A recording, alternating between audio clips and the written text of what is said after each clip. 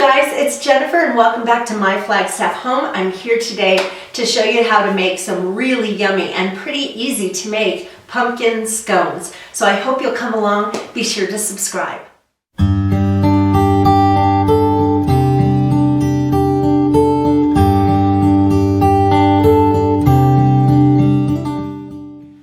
Okay, so this recipe for pumpkin scones starts with a cup of Amish friendship bread starter. Now don't click away from this if you're thinking, I don't have any friendship bread starter. You can make your own. I'm going to put a link in the space below to the recipe that shows you, everything that you need to do. It takes 10 days to get it ready, but it only requires milk or milk alternative, some flour and sugar. And once you have your starter ready, then you can go ahead and make your scones. So let's get started making this. All right, so we're going to begin in 2 cups of all-purpose flour. And over on the website for the Amish Friendship Bread Kitchen, that's at friendshipbreadkitchen.com. They have the recipe for these pumpkin scones. They also have different varieties of recipes if you are dairy-free, gluten-free. So just poke around on that website to see what they have if you have restrictions with your diet. 2 teaspoons of baking powder, 1.5 teaspoons of pumpkin pie spice. And one time I was making this and I had run out of pumpkin pie spice, and so I actually looked up a recipe online and made my own. So if you don't happen to have some on hand, check that out. You might have what you need to make your own pumpkin pie spice. You need 1/4 teaspoon of salt. Oh, and I forgot to mention that you're going to preheat your oven to 400, so mine is currently preheating right now. You need 1/2 teaspoon of baking soda. And then you need to put in 1/2 cup or 1 stick of butter. It needs to be chilled, and what I do is I cut it up into little squares so it's easier to blend in.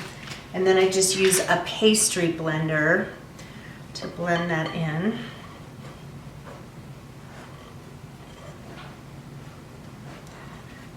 So you don't want the butter to be warm, it needs to be chilled in order to get the right texture out of your scones, because the batter needs to be kind of thick. And then just blend that in until the butter pieces are kind of not really crumbly, but smaller. You don't want big chunks. And my oven is ready.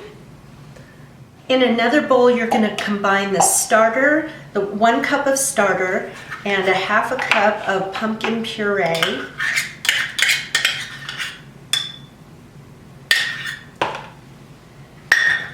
And 1 beaten egg.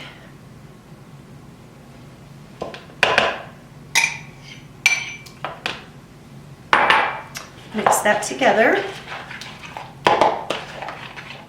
And then you're going to take the mixture and you're going to pour it in to the flour mixture.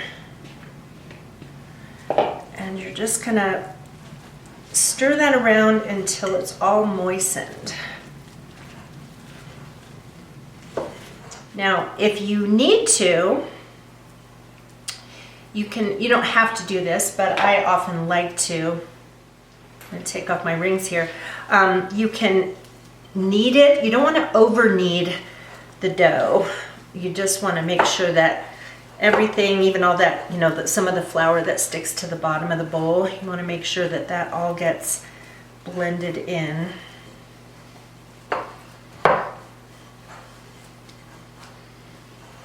As an option, you can put in 1/2 cup of raisins, but I'm gonna skip that on today's recipe. Okay, then you're going to take the dough and turn it out onto a lightly floured surface, and then the recipe calls for shaping it into a rectangle, but I like to make it into a circle. So you're just gonna flip it over here and just press it. You want it to be thick. You want the scone pieces to be thick, so you don't want to make it, you don't want to spread it out too big because you want it to be good sized. So I would say that maybe this is about maybe 3/4 of an inch thick, maybe 1/2 inch. So what you're going to do next is you're going to cut this into triangles. So I'm going to make 8 pieces here.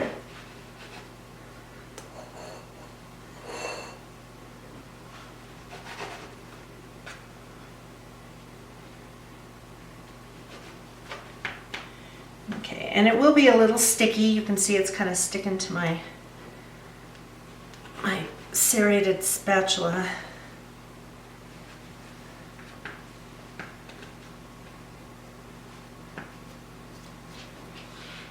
And at this point, if you want to, you can sprinkle some turbinado sugar or powdered sugar on top. I don't do that when I make this. So now I'm going to take these pieces and you put them on an ungreased cookie sheet. You want them to be at least 1 inch apart, the pieces. So I just kind of fit them however on the baking sheet. So that's how it looks. And now I'm going to put it in that 400-degree oven. And you're going to bake until they're golden, which will be about 12 to 15 minutes depending on your oven. So just kind of keep an eye on it once you start getting close to that.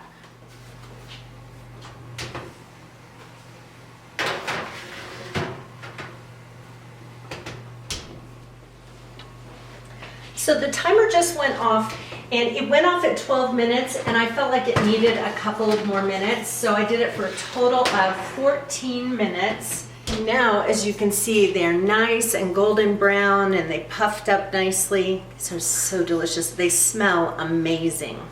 So I hope you'll give this recipe a try, and if you do, let me know what you think of it. Also, remember to go over to friendshipbreadkitchen.com. They have not just sweet recipes to use the Friendship Bread Starter. They even have savory things like dinner rolls and stuff like that. A lot of stuff to check out over there, so have fun with that. Oh, and I want to tell you one other nifty thing about these. I usually make a double batch and then I freeze a bunch of them. Just put them in some zip top freezer bags and stick them out in the freezer. They're really easy to thaw. Put them in a toaster oven or oven and just warm them up, and they're really wonderful that way. And also, as far as your Friendship Bread Starter goes, you might think, oh, I don't want to keep that stuff on my counter and keep feeding it with flour and milk and sugar all the time. But you know what's the great thing about Friendship Bread Starter? You can freeze that too. And if you go to the Friendship Bread Kitchen website, they will tell you about how to revive your starter after it's been frozen. Once again, thank you for joining me on my Flagstaff home, and be sure to subscribe. Bye-bye.